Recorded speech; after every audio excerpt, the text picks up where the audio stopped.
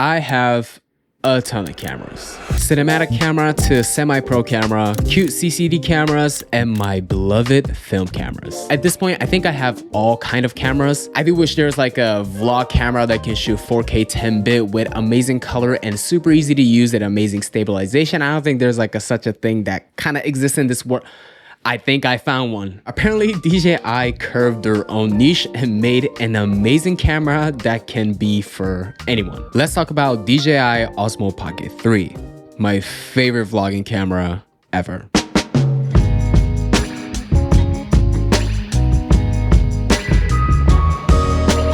And I think this camera is everyone's favorite camera from 2024 to 2025, whether you're a content creator or not. Like seriously, this thing is ubiquitous. You will see everywhere. I mean, I get it. This thing already has gimbal included, so it has amazing stabilization with beautiful 4K image coming in from 1-inch CMOS sensor that if you really don't want to use the pro coloring feature, you could just turn this thing on, vlog, and the image looks fantastic. And not gonna lie, the size is also amazing as well. I mean, look at this thing. This is like barely pocketable. It does feel really big in your pocket. However, if you have like a small pouch, bag, or shoulder bag or whatever, this thing shouldn't really bother you. And I've been using this device for over a year, and there's a lot of things that I want to talk about. But not only that, I'll go through my setting for cinematic images. And since there's so many accessories for this camera, I'll go through my favorite accessories as well. Before I get into this video, hi, my name is Peace Gates. I make videos about a little bit of tech, a little bit of lifestyle, and then a little bit of camera stuff. But literally, I'll just focus on whatever that I'm curious about. I also wanted to keep it clear that this video is not sponsored by DJI, although they did send me this camera for free. I wanted to keep this video as authentic as possible.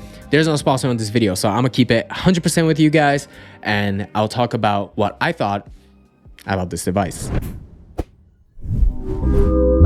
At this point, Osmo Pocket 3 has so many review videos on YouTube, and there are a ton of creators that just really better than me in terms of reviewing and a lot of other stuff. So I'm just gonna keep it very chill for the review part, and I'll just talk about my thoughts and my favorite accessories. The image quality on this camera is absolutely phenomenal. From this 1-inch CMOS sensor, Osmo Pocket 3 can shoot beautiful 4K image with 10-bit D-Log-M. And because of the sensor size, the low light capability is actually really good. And to be honest, I'm talking about shooting in 10-bit log and like color grading and so. But if you just want to use this camera with standard color, auto exposure, just using 4K footage and, you know, shooting whatever you want, this thing is amazing. Like, it's a great vlog camera. If you're not gonna color grade this camera, like you don't have to listen to me. You can just like skip to certain point of this video. And the 10-bit D-Log-M for me is a fairly easy log to color grade. So like when you compare it to like iPhone, I prefer D-Log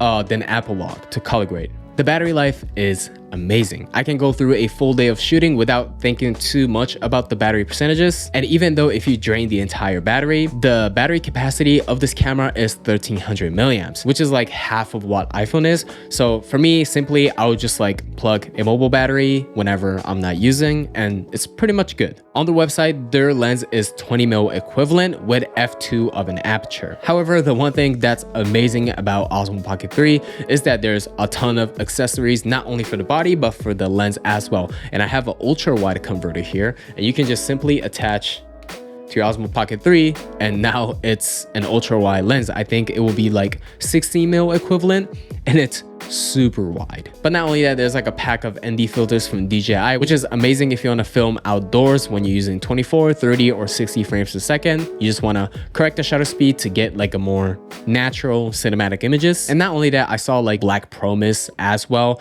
So there's pretty much a ton of like stuff that you can play around with it. And some of the other things that I really love about this camera is that DJI already know that the ultra wide lens filter or some other filter will not fit the thing when it's closing, right? It will not fit the camera when it's closing. So what they do is that this camera will change like the head's rotation for you to be able to just like pack in the case with the filters on. Because when I put this ultra wide lens filter on, this thing protrudes so much, and I was kind of worried about it, but camera will just like detects that you have a big ass filter on the camera, and it just like rotates. And speaking of the case, that was a smooth transition. The outside of the case is made of this matte rubber so it doesn't slip around, and you can also clip like any type of string to it so you can use a strap, and the case itself feels very high quality. However, it's really bulky. It feels huge. So at this point, you really don't want to put in the pocket because it feels very big. There are like a ton of these on Amazon, but I think this type of case is pretty clever. This only covers the screen and the top part of the camera. So it doesn't take so much space out of your pocket, but it's still protecting, like, let's say 60-70% of this device. And I wish DJI could make like their official higher end version of this like cheap plastic $12 case that's like covered in dust now, because I'm not using it because it's super cheap. So I just wish that DJI could do that.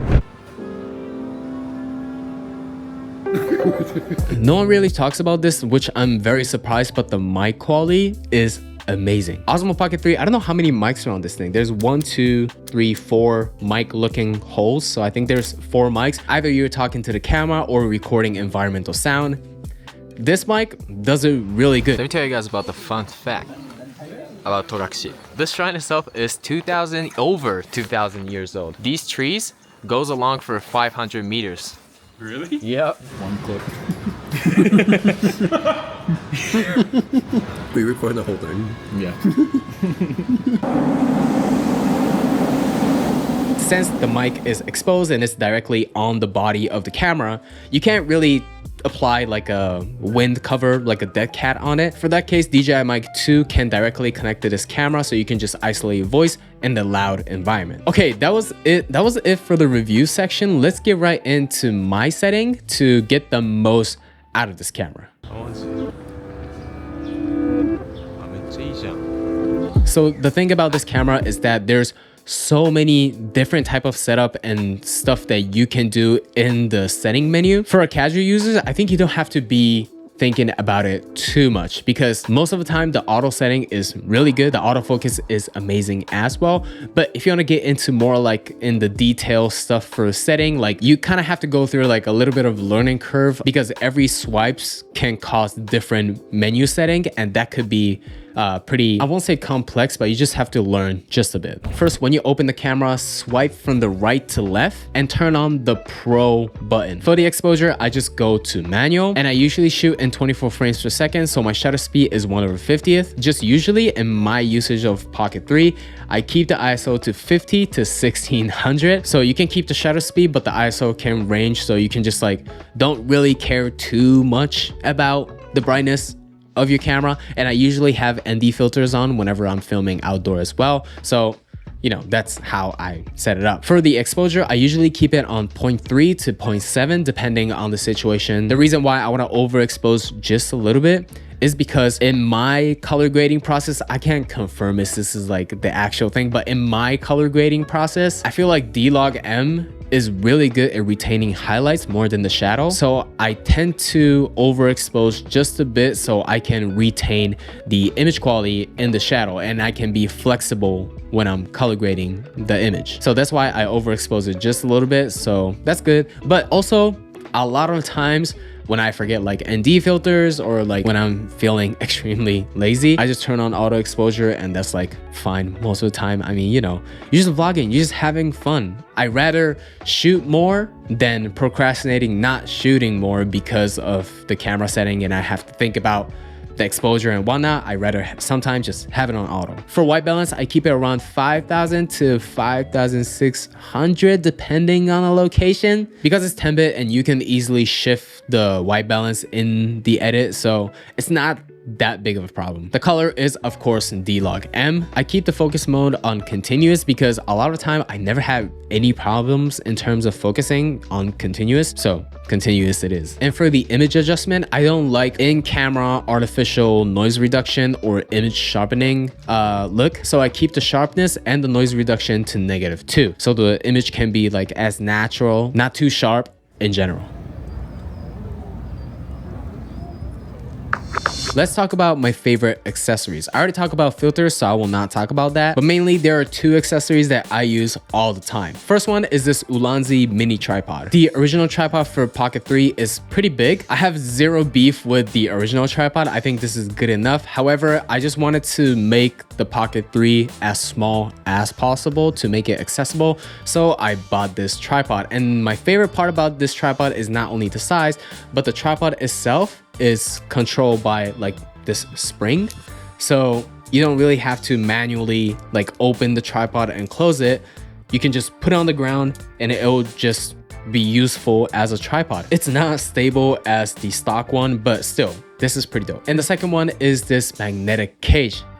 Now this thing is crazy. My friend Joel put me on this, but there's a magnetic plate on back of the cage, so you can literally attach it to anywhere with metal surface, and literally you can shoot from like an eye level if there's like a metal wall. And not only that, you can adjust the angle of the camera, so you can do a lot with this thing, and I use it all the time. Initially when this thing came out, I was like, oh well, I mean, DJI already makes amazing action cameras and people use iPhone all the time for vlogging, so I didn't really know what this camera was for. But after using for a long time, I think it has been a year since I've been using this, I totally understand why this camera is so important. To make this explanation easier, let's just compare with my iPhone. Now, filming an iPhone is very convenient, super easy, and especially if you're Gen Z or up, you always have to carry your phone with you. It's literally under in our skin. It's attached in our body. But the thing is, a lot of smartphone manufacturers, especially Apple, the storage option, the higher you go, the more storage you want for your phone, it gets very pricey. The base price of iPhones are already kind of crazy these days, and adding storage just so you can film more videos, and videos can take up a lot of storage, can be pretty damaging for your wallet. I mean, it hurt my wallet for sure. So the fact that you have additional camera dedicated for video and you can simply add a micro SD card to this thing and you can just shoot it, it's amazing. Although it's not as convenient as iPhone and it doesn't have like 3-4 lenses on one device, the fact that you have mental freedom to not really care about your phone storage, I think that can be a pretty good thing. And I don't think just because you want it to be a content creator, you should get a Pocket 3. Even if you're just a hobbyist, you capturing a ton of memories with your family and just having fun using camera, just capturing the moment, store it in your computer so you can always once a year go back with your family and look through the travel that you guys went and just have fun leaving memories.